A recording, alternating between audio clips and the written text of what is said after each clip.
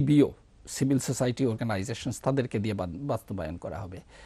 এটা ওইভাবে সিদ্ধান্ত আছে 10%। তো সেটা তো যারা এনজিওদের নিয়ে কাজ করেন, যারা মাঠে ঘাটে কাজ করেন, যে সমস্ত প্রতিষ্ঠান, তাদের দ্বারা এটা বাস্তবায়ন সম্ভব। তো সেইটা চিন্তায় রেখে যে এর যে গভর্নিং বডি যেটা আছে, তারা সিদ্ধান্ত নেন যে এটা পল্লী কর্মসহায়ক ফাউন্ডেশনকে দেওয়া হবে, যেটা আমাদের এখানে পরবর্তীতে আমরা আলাপ আলোচনা করে সরকার গভর্নিং বডির কথা বলেন, রেজিলিয়েন্স ফান্ডের, যেটার সভাপতি হচ্ছেন পরিবেশ মন্ত্রী, আরও কয়েকজন মন্ত্রী আছেন, দুইজন সিভিল সোসাইটির প্রতিনিধি আছেন, যারা অর্থ দেন উন্নয়ন সহযোগী তাদের প্রতিনিধি আছেন, আর বিশ্ব ব্যাংক যেহেতু এটার সেক্রেটারিয়েট হিসেবে মূলত কাজ করে, বিশ্ব ব্যাংকের প্রতিনিধি সেখানে থাকেন। তো এইটা হচ্ছে গভর্নিং বডি। তারা সিদ্ধান্ত নিয়েছেন যে এটা পল্লী কর্মসহায়ক ফাউন্ডেশন, তাদের সিদ্ধান্ত। আমি জানতামও না। যখন সিদ্ধান্ত হওয়ার পরে আমাকে জানানো হলো, তখন তো এটা আমাদের গ্রহণ করতে হয় এবং আমরা আগ্রহ সহকারে সেটা গ্রহণ। সিভিল সোসাইটির থেকে যে দুইজন থাকবে তার মধ্যে আপনি আছেন? আমি নাই ওটাতে। আমি নাই ওটাতে। আমি আছি ট্রাস্ট ফান্ডের সরকারি যেটা। কাজটা হচ্ছে আমাদের যে সাধারণ মানুষকে নিয়ে এনজিওদের মাধ্যমে মানুষকে এর সঙ্গে সম্পৃক্ত করে খাপ খাওয়ানোর ব্যাপারে বিশেষ করে কি কি কাজ করা যায়, এর জন্য বিশেষ আক্রান্ত এলাকাগুলোকে চিহ্নিত করা হয়েছে এবং সেই জায়গাগুলোতেই আমরা প্রকল্পগুলো বাস্তবায়ন করব।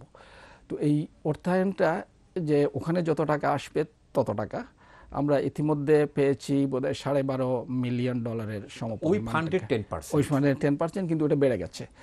এরপরে যত বাড়বে আসবে, সুতরাং আরো বাড়বে আর কি। ইতিমধ্যে সেই প্রক্রিয়াটা চালু হয়েছে যে আরো আসবে।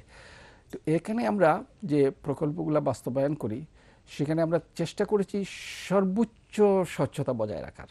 কারণ আমরা একটা টেকনিক্যাল অ্যাডভাইজারি কমিটি করেছি, যেখানে বাংলাদেশের পরিবেশ বিশেষজ্ঞ একেবারে উচ্চ পর্যায়ের সবাই এর মধ্যে আছে। তাদেরকে নিয়ে আমরা করেছি। তারা প্রাথমিক বাছাই করেন, তারপরে আমরা বিস্তারিত করে আবার তাদের কাছে যাই, তারা সেটা দেখে দেন। তারপরে আমরা এটা আমাদের পাঠাই বিশ্ব ব্যাংকে, তারাও দেখেন। তারা দেখে যখন ফেরত আসে, তারপরে আমরা বোর্ডে নেই। কারণ বিশ্ব ব্যাংক যেহেতু তাদের দায়িত্ব হচ্ছে ফিডুশিয়ারি রেসপন্সিবিলিটি, তাদের কাছে আমাদের চুক্তির মধ্যেই আছে। তো সবাই দেখার পরে এরপরে এটা বোর্ডে আসে, বোর্ডে চূড়ান্ত সিদ্ধান্ত হয় এবং সেভাবে আমরা বাস্তবায়ন করি। ক্লাইমেট চেঞ্জ যে ফান্ড যেটা বললেন স্যার, ট্রাস্ট ফান্ড রয়েছে রেজিলেন্ট ফান্ড, যারা আওতায় পিকেএসএফ এর কমিউনিটি ক্লাইমেট চেঞ্জ প্রজেক্ট বাস্তবায়ন করছে, এই সম্পর্কে আরও অনেক প্রশ্ন আপনার কাছে ছিল, কিন্তু সময়ের অভাবে সেটা করা যাচ্ছে না। আমরা আশা করব যে আগামী পর্বে আবার এই বিষয়ে আপনার সাথে আলোচনা করব।